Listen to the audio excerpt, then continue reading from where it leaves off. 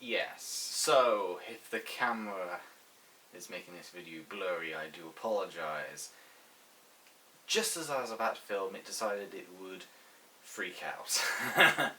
Usually it goes on automatic, but for whatever reason the camera is quite busted and it's quite old, and ever since, I won't say what it was, but ever since liquid spilt into the camera, brown liquid spilt into the camera, I believe it was hot chocolate, to be fair,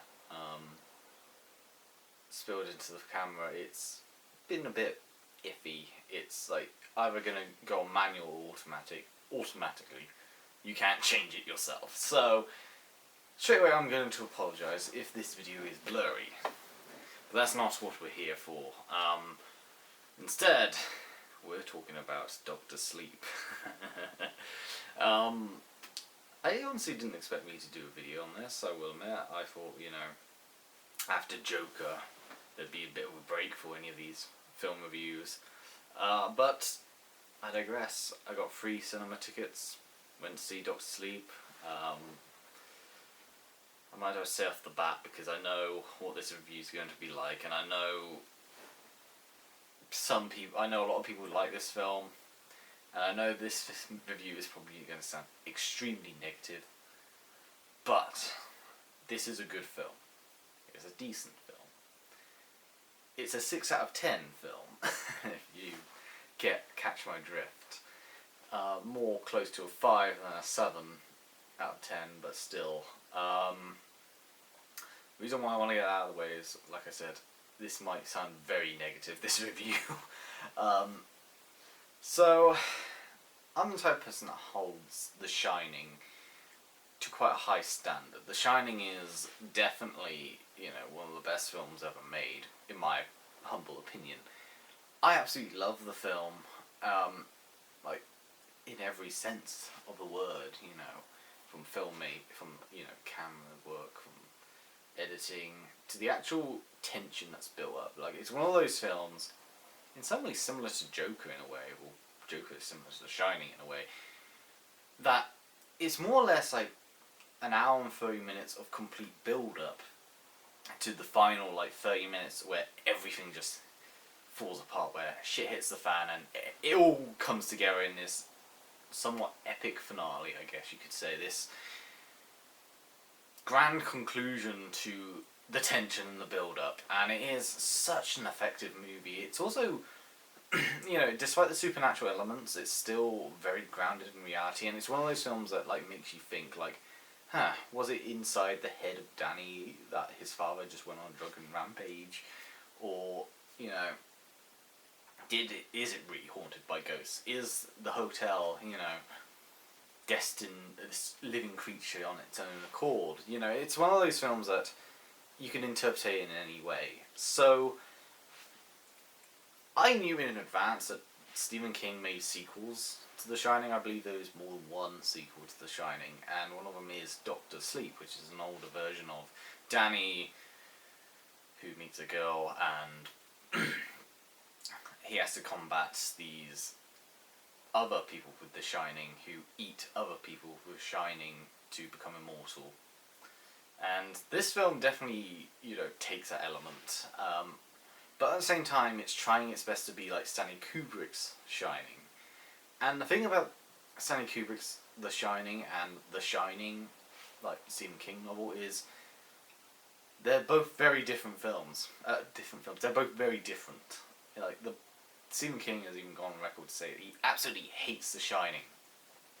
And Stanley Kubrick, infamously, read through The Shining book and completely trashed it and proceeded to make The Shining film anyway, just in his own interpretation, completely different to the book. Of course, one of the main elements was to keep it more grounded in reality, I believe. So, this film has the awkwardness straight away, where it's trying to be a sequel to The Shining, while also being an adaptation of the Stephen King novel. And you can kind of tell. It's one of those awkward scenarios where it's trying so hard to be like the sequel successor to Stanley Kubrick's The Shining and obviously Stephen King's Doctor Sleep. So, I'll get through the plot in a general sense. So, Danny, is traumatized from the events of The Shining, and when he's a young kid, he meets the ghost of the, I forgot his name, but the ghost of the groundskeeper of the hotel that they were living in. And I can't believe I've forgotten the name of the bloody hotel. It's such a fucking famous name. It's whenever I come to these reviews, I already know what I'm going to say, and then I completely forget, the important names of things. I'm awful when it comes to that. So bad.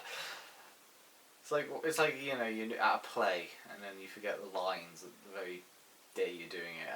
I'm getting distracted, sorry, but, so, he's so traumatized about the events that occurred in The Shining, and Danny, he meets the groundskeeper, or the ghost of the groundskeeper, and he keeps having visions of obviously the zombified woman in the bathtub. The one that seduced his father at one point in the original film. And basically, he tells Danny that, you could put all these demons in a box, and they'll be trapped forever, and, you won't have to deal with them. And Danny, he does that. Meanwhile, at the same time, there's these group of people, in particular this woman with a top hat, who, hunts down children with The Shining and proceeds to devour their shine so that they can become mortal. In fact, the way this film begins is like your typical Stephen King novel. It starts off with a child murder. In fact, it's so similar to It that it kind of feels unoriginal in that sense. She even gives the kid a red flower. That's how Pennywise it was. It's a red balloon, it's a red flower. So she, at the beginning, you have a girl called Violet who gets murdered, and we see the cult who, do kill kids with the Shining so they can devour their shine and become immortal, or live longer. So, Danny grows up, he's now an adult, he's, a heavy drinker, trying to block out his shining ability, because he doesn't want to have it, he wants to forget about it completely, and, he's a drunk, he sleeps with prostitutes, he almost steals a woman's money, even though she technically stole his money beforehand, but then the little kid comes out and, he puts the kid with their mother, and of course the ghost comes and says, you shouldn't steal, blah blah blah.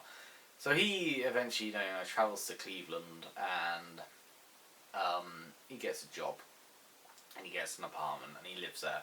Meanwhile, there's this little girl who has The Shining, and she says she's magic and all that, and she then starts writing hello to someone, and of course this someone is Danny, and of course Danny writes hi back, and of course they sort of communicate to each other for the next 8 years. So 8 years later, the little girl is woken has a really bad night because a kid playing baseball is taken by the cult, and I gotta admit, this is one of the most brutal child murders that I've seen. This is up there with the Blob, the 80s Blob, I should say, where a kid gets caught in the sewers and just is rotting away, and It, for that matter. But this is one, actually no, this probably is one of the worst child murders I've seen in film. This baseball kid, he basically gets strapped up onto the ground by the cult, and they stab him, they cut him, and they're breathing in the shine that's spewing from him, and then and of course this little girl, she's a teenager now, so she's a young teenager, I should say, 12 years old maybe. She sees this, and of course the lady with the top hat, I believe her name's Rose, might be wrong, once again I'm awful when it comes to names. I'm bad when it comes to names, so bad. She sees the little girl as well, and of course as a result of being seen, they realise, oh, she's got a real powerful shine, and of course they're going to try and track her down. So she tries tracking her down during her meditation moment, but of course the little girl traps Rose and basically breaks her hand and tears her skin off, while also looking through her mind to figure out who this cult is. The little girl communicates with Danny, and of course Danny is at first, he doesn't want to, get involved in this, but once, he thinks that she should just shut herself off so that they can't find her. But he eventually, after talking with the ghost again, he eventually, decides, oh, okay, I'm going to help this girl. At first, she tells him to go to find the baseball boy where he's buried, so they can deliver him to parents, and so he can have a proper burial and the police can help. You don't actually get to know what happened, to be fair, but I will get onto the criticisms later. I will most certainly get onto the criticisms much later. Okay, so, Danny, him and his friend, after, seeing the corpse of the child, they know that they have to stop this cult. So, luckily his friend used to hunt with hunting rifles. They plan a trap, so they use the little girl as bait, after, of course, scaring the father and all that. They, use the little girl as bait, and, the cult come after them, except for Rose, and, another one, I believe. He is nicknamed the Crow, I believe. So, aside from the two cultists, they managed to basically kill off the whole cult. They shoot them all dead, and, it is actually pretty satisfactory to see these vile, monsters, more or less, suffer agonizing pain when they get killed. Even the little girl says, you deserve this, and, that is quite satisfactory, because they are horrible villains. Not horrible as in, they're bad villains. They're actually quite creepy, I will praise the film for this. They are creepy, but, they're just disgusting villains, and when they get their comeuppance, it is so satisfactory. Especially with how they writhe in pain and they burn, and it's great. But I digress. So, they all get killed, but one of them who can tell people to do things, just without any, fight back. She tells the friend to kill himself as she dies as well, and he does so, which is a shame. So Danny, he realizes that the little girl is now in trouble because the Crow, he came in, killed her father, and drove with the little girl in his van. Danny tries tracking the little girl down. He eventually uses his shining power to his best abilities, takes control of the little girl's body, basically. That does sound really weird and wrong, but and talks to the Crow, and of course the Crow realizes, oh yeah, you're new, that's a new power, and blah blah blah. And of course he says, the arrogant never really think about things. For example, you're not wearing a seatbelt. And he takes control of the car, kills the Crow as it crashes into a tree. So the little girl wanders off to a motel. Danny comes to pick up the little girl, and they realise there's only one cultist left, and that's the most dangerous one, which is Rose. So they... I do apologise if I got the name wrong. Maybe I should probably look this shit up beforehand. Names beforehand, I should say. So they go to the Overlook Hotel again, which, everyone knows the Overlook Hotel. That's the main centre of The Shining, because they're going to trap her in, the worst place imaginable. They do trap her, but of course she breaks free of the first trap, which is trap her in a maze and have the little girl run about, slashing her legs, and trap her in a box. That doesn't work. So then she gets close to Danny, uses the axe and, hits him, right by the leg. To be fair, the angle looks like he gets hit in the crotch, but he doesn't. He gets hit in the leg. She causes severe damage to Danny, and so it is Rose. Thank God I got that right. So yeah, Danny, he's pressured by Rose as the little girl runs off through the halls of the Overlook Hotel, and Danny, she sees all the fear in him, because they feed off fear and pain, because she sees all the fear in him and unleashes all the ghosts that he's captured over the years. and all these ghosts, demons, what have you, they come out and they tear this Rose apart. So she gets killed, the cult is dead, but they then possess Danny and try to get him to kill the little girl with the axe, similar to what his father did in the original Shining. However, Danny beforehand had been messing around in the generator room, and the place is going to blow. And, you know, he fights back somehow. The little girl manages to escape.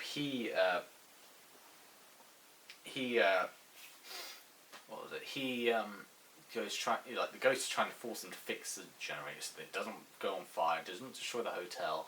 Of course, he fights back, and it then cuts maybe a few months later, I believe, or a year later, and the little girl's talking to Danny, and it is implied that Danny might be dead, but at the same time, it could easily be Danny communicating with her with The Shining, because she does say, you know, there is an afterlife to her mother, and Daddy's alright, and blah blah blah, so is Danny, and all that. So, it is implied that Danny might be dead, but at the same time it could be Danny using The Shining. I like to think that it's him using The Shining, because that really does ruin what made The Shining great, or what made the survival in The Shining, you know, worth it, I guess. Yeah, so that's the film in a nutshell. Positives. The acting is fantastic. The acting is really, really good in this. Ewan McGregor is one of my favourite actors anyway, so of course I'm going to be happy with him in anything. Even though his American accent is a little bit off, because, you know, you can still hear the Scottishness from his voice pop out every so often. Which, you know, is quite funny. He's especially when he's trying to emote, anger. You know, you hear the Scottish accent come out. So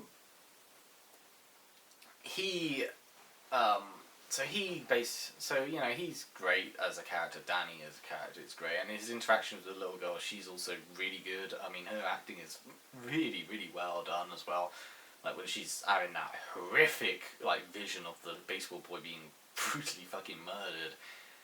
It's genuine fear, anger, sadness, all wrapped in one. It is terrifyingly brilliant. I guess that is the best way of putting it. Like I said, the villains, the cult, even if they have goofy glowing eyes every so often, they are terrifying. They are really sinister.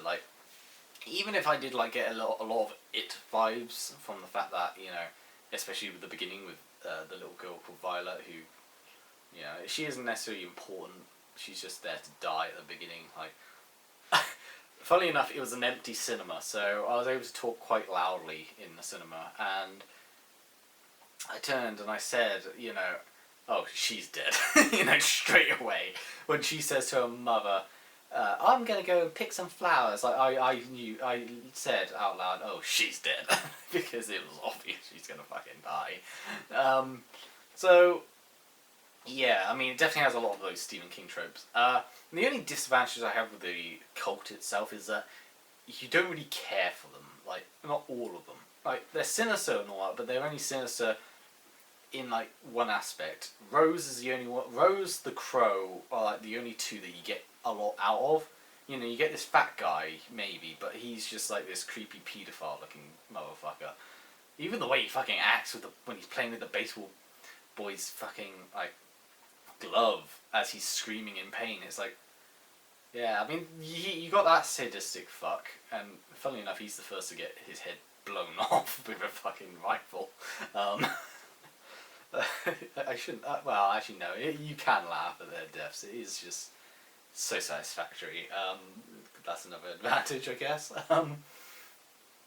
You know, you have an Asian person, you have this person with black sunglasses, but you don't care for them. They try, at one point I thought, you know, they're bigging up this young girl who's meant to be 15 apparently, she doesn't look 15, who attracts men and, well, paedophiles I guess you could say, and then manipulates them and then tells them that they're going to wake up every night and say, I like little girls, really loudly and all that, while putting cut marks on their face as if they've been bitten by a rattlesnake. And they try to big it. At first I thought, oh, okay, she's gonna have quite a significant role. She might be a turncoat at the end of the film. She might realise, oh crap, the cult is evil. But no, instead, she's just another one of these like two-dimensional, like, we're just evil for the sense of being evil, and that's the thing. The cult is creepy, and like Rose and the Crow, the only two characters you get a lot out of. Like the Crow guy, he's like this sly sort of like smooth talking individual. He's intelligent, and you get a lot more character out of him than you do like any of the other cultists. They also try, like, there's also the old father, father something another. I don't remember his name. I presume he's the cult leader. Like, he's been around since the Roman times, and yeah, and of course he's the first to die. He dies of natural causes, basically. But like, you don't get much of him except that he's ailing and he's been around for centuries. But Rose the Hat is like the only one that's like given any character, and even then she's just as two-dimensional as the other cultists in this film. Which is a shame, because if they gave the cultists like some sort of motive, like some sort of like, I'm not saying they have to be redeemable, because what they do is irredeemable, and of course even Danny and the little girl even say like they get what they deserve. But like, I don't know, there should have been a little bit more character to them. I think that would have been better. What's the other positive? I wouldn't lie, the Overlook Hotel bit, and I will get on to Overlook Hotel in the negative side again, but that bit was actually quite fun. I really did like seeing like the Overlook Hotel again. It was quite fun. Obviously, they do try their best to replicate a lot of like Stanley Kubrick's like filming techniques, like these long drawn out shots and all that, but at the same time, I don't think this would be a film that Stanley Kubrick would ever make, So yeah, they do try to make the actors and actresses look like their former selves, or like the originals from the original film, like in particular, Danny and his mother and his father. But of course, the mother and Danny, young Danny, are probably the only two actress/actor that look somewhat similar to the real ones, because the father, Jack Torrance, does not look at all like Jack Nicholson. That was pretty bad. That's the thing. That's what I was trying to get on earlier. I do like how the film sort of builds things up, in a sense. Even if it is a little bit too, in your face, this film, it's not as like tension building as the first film was. And it certainly is a lot more over the top than the Shining is. I do like how they build up the cults. Like, I like how they show off like how the cult like gets new members, for example, like the 15-year-old girl. They promise this eternal life and all that, and do this painful procedure of like forcing them to become part of their cult. And I do like, as horrific as the scene it is, the baseball boy scene, I do like how they show off how they do the thing. How they do the rituals of like getting the essence, I guess, the shining essence, to put in the canister so they can breathe it in. So I thought, and also, when the father dies, the father of the cult dies, I do like how, despite this promise of immortality, it's not necessarily, gonna last very long, because even though this guy's been since the Roman times, he's still, he's perishing. It's not going so well for him. He needs to have it constantly, but with low supplies, it's not going to last very long. So I did like how they sort of demonstrated, like visually, like how the cult operates, I guess you could say. And obviously there are a lot of like cool, scenes, like the little girl, in the little girl's mind, you got all these like lockers, these drawers full of like memories, and of course the Rose, she has like a cathedral full of like memories of books stacked everywhere, and I do like, you know, the mind tricks and all that, and all the little fun little things here and there. But let's get on to the juicy bits, the negatives. Okay, so I should reiterate, I did think this is a decent film. It's a 6 out of 10 film, more close to a 5 than a 7, but still, I have so many negatives about this film. And a lot of them are plot holes, a lot of them are just why. So let's get this one out of the way. They do mention at one point in the film that, oh, getting the police and the FBI involved is just pointless because these people will just go through them like blah blah blah blah blah, something like that. And yet, if this cult that's in America, who's been hunting down loads of children throughout history, you know, at least throughout like at least 100 or 200 odd years in America at the very least, surely, just surely, there would have been an investigation. Like, and the reason why I say this is because I've seen crime documentaries, you know, such as, and one in particular I'm thinking of, or what I thought of when I saw when the baseball boy got murdered is, it was one from a documentary series called Crimes That Shook Australia. There's also another one called Crimes That Shook Britain, but the one that I'm thinking of was from Australia, although there is actually a similar one in Britain, which is actually a boy, but no, that one's a lot different actually, come to think about it. Yeah, so the one from the Crimes from Australia, it involves something from, I believe, the 80s, early 90s, where a girl was walking down like a countryside road, just like the baseball boy does in this film, and of course a guy pulls up, says, you know, you come into the van, blah blah blah, and then proceeds to, you know, kidnap her, and obviously won't go into great details, but she gets murdered, and he buries her like in a location far away. But like in real life, like this is a real life example, and this is from like the 80s or 90s, and considering this film is set in modern day, like they had police searching that area, then they searched the next area, then they searched all across the place, and they still like dug holes, and they found, you know, they eventually found the body. What I'm trying to say is they found the body, and they did so like within at least 3 months, I guess 3-5 months, and yet in this film, you know, not only do they kill kids, but they also bury them. They don't necessarily like just devour the whole child. They just get the essence and they put them in the ground. You know, police aren't stupid. They will investigate where the child was last seen. They'll ask witnesses. Not only that, there's also CCTV.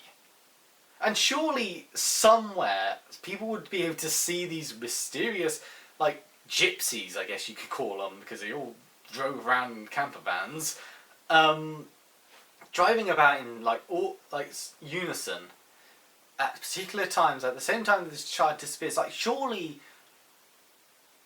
they would track these people down. And what makes matters worse is the whole cult essentially gets killed off like 2/3 into the film by 2 men with hunting rifles. Now, you cannot convince me that the 15-year-old girl, or maybe Rose, like, tricked all the policemen's minds who tried to investigate them by saying, or using the shine to block them out, you know, by saying, don't look here, look over there, you know. Because there would be a huge search, and there'd be hundreds, maybe thousands of people searching. And they would overwhelm just a few freaky psychic freaks, you know. It's like, and if they got aggressive, they would fight back, and they would shoot them dead, and they would be wiped out. It's like, when you really start to look into it, the cult shouldn't have survived like within a year, maybe. They would have been wiped out. Like, and you know, they imply that there might be more of them out there, but like, saying that this guy, the father came from like ancient Rome, and if there are more of them, then surely that ancient Rome guy would have been like hanging around with more successful like cults, perhaps, or more successful groups of shining kid people, cults, instead of like this randy ass fucking American cult which is made up of maybe 6 people that all can't survive a bullet. You know, it's like, who aren't very good at working together and are just vicious and psychopaths. Like, yeah, I mean, there's a lot of, like, the whole police scenario is just stupid. Like, they would have been able to fucking investigate and find these people. There would be CCTV footage. They can't, look, I know they have The Shining, but they can't stop everything from tracking them. They couldn't stop a fucking little girl from seeing them. Then 2 ordinary people digging up the corpse and finding out where they were. You know, so why can, like, the police or FBI or anything like that kill the cult? Like, get them? Like, for me, that made no... Like, for me, the whole, oh, well, we can't call the police or anything because, you know, blah, blah, blah. That made no fucking sense. Like, so that was stupid. As I said, Jack Torrance, they got an actor trying to look like Jack Nicholson's. Jack Torrance looks nothing like him at all. CGI, oh boy. There's some awkward CGI in this. At one point, when they're driving up to the Overlook Hotel, it's set in dark and it's snowy, and of course they're driving up, and you can so obviously tell it's a CGI car with CGI lights driving up. It's like a fucking animation. It's so obvious, and it's pitiful because, you know, the original movie had no CGI. And, like, even, like, the imaginary, like, boxes where he traps all the ghosts, Danny traps all the ghosts, the CGI for that is, like, it's like from a video game, like from a PC game from the 90s, like Myst, you know, that sort of look. Actually, that's an insult to Myst. Myst is awesome. Like, Fallout 1 sort of CGI look. Yeah, I mean, well, I'm okay. I feel like I'm insulting, like, those games. They are not. They are, you know, beautiful in their own right, but, like, when it comes to modern day movies, it looks so bad. The music. Now, they do reuse the Overlook Hotel theme, which is the one that they use in the trailers, but they also have another piece which, I wouldn't lie, I didn't watch The Shining before watching this film. Well, I say that is in, like, I didn't watch Shining to prepare to watch this film, because I didn't. You know, the last time I saw The Shining was a few years ago. I won't lie. Though I've been meaning to try and watch it again because I really like that film. But I digress. Like, they have this theme which sounds an awful lot like the Things theme. You know, doo-doo. The Heartbeat theme. The doo-doo. Doo-doo. Doo-doo. And that theme runs throughout the whole film. Which is kind of goofy. They have a lot of, like, pointless moments, I've noticed. They have a lot of, like, pointless scenes in this film. It's like, it's a 2 hour and 30-minute film, and there's a lot of things that they could have cut out. Things that just felt unnecessary. Like, at one point, Danny is sleeping, and he has a vision of the zombified woman and a zombified child, who I'm presuming are like, corrupt representations of the prostitute and the child that he was with at the beginning. And it just comes out of nowhere and is never mentioned again, and it's just pointless. Like, they didn't need to have that point in. You know, there's... like, they kill the kid, the baseball kid, but to try and help the father, the eldest of the cultists, and yet he dies, like, in the next scene afterwards.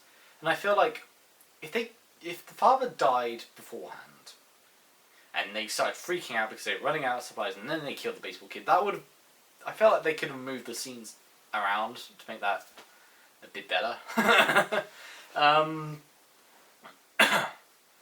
But, like, once again, they big up that 15-year-old girl, and yet she's so pointless in this. Well, I say she's pointless. She's just another cultist, and that felt a little bit off. I felt like if they had like a flashback to maybe Rose when she joined the cult, because she's the one that you concentrate on the most, that might have been a bit better. But no, we didn't.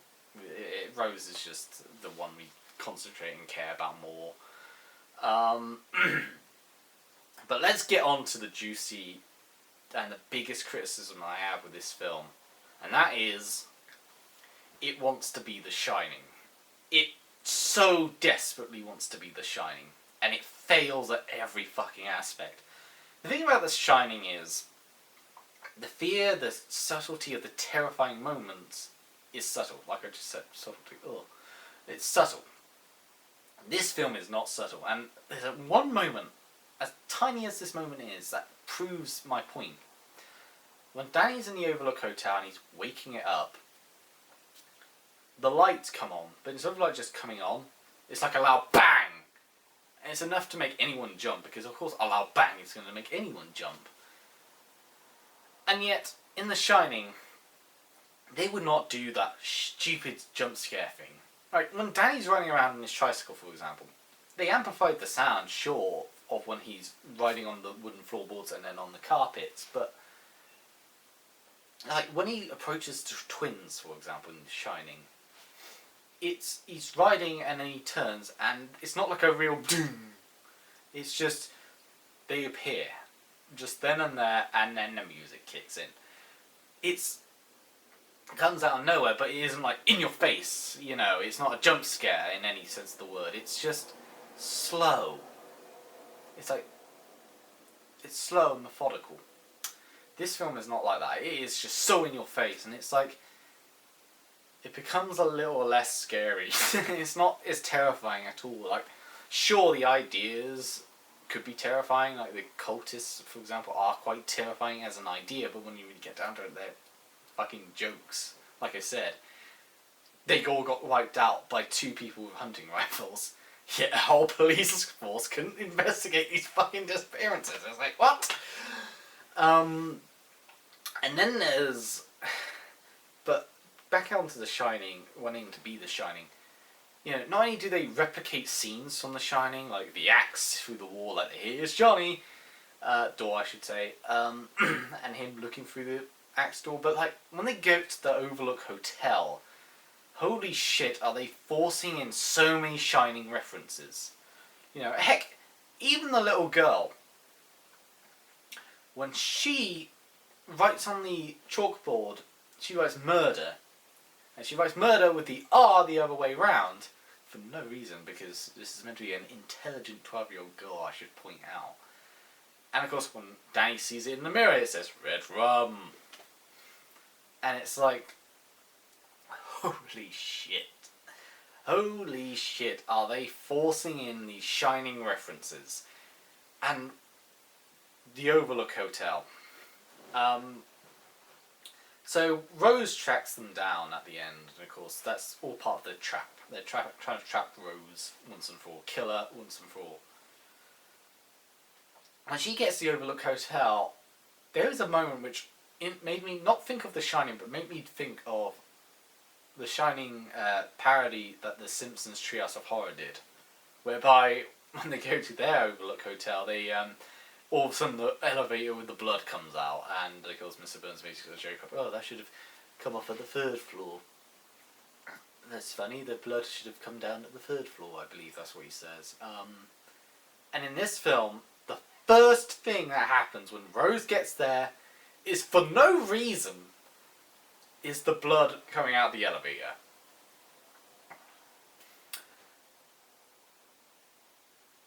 No reason. It doesn't scare her, it doesn't make her go, huh? What the hell? She just looks at it and grins and then walks off.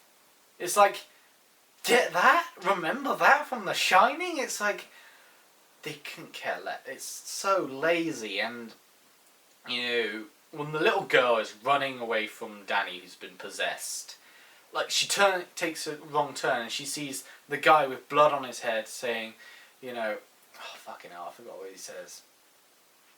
Good night tonight, or something like that. Just like The Shining. You know, you have the little girl saying, "Come play with us." By the way, they're also actresses that look nothing like the originals. So, you know, at all. You know, you have, you know, she takes another turn and she sees another, like, ghost in a similar position that they were in the previous, and then she sees the girl in the bathtub. It's like, she goes in 237. It's like, holy shit, they went overboard with the Shining references, and they were trying so hard to force in the Shining so much. I will say this, they did an ending which was very similar to the actual Shining book, in the sense that Danny sort of snaps out of it and goes to the generator room to show off the generator. For those who don't know, in the Shining book, Jack goes into the generator room. He doesn't, like, get frozen to death outside chasing Danny around the maze. I'm surprised they didn't go that far. They did, actually, no, they did. When Rose is trapped the first time, second time I should say, she's pretty useless at getting herself into traps.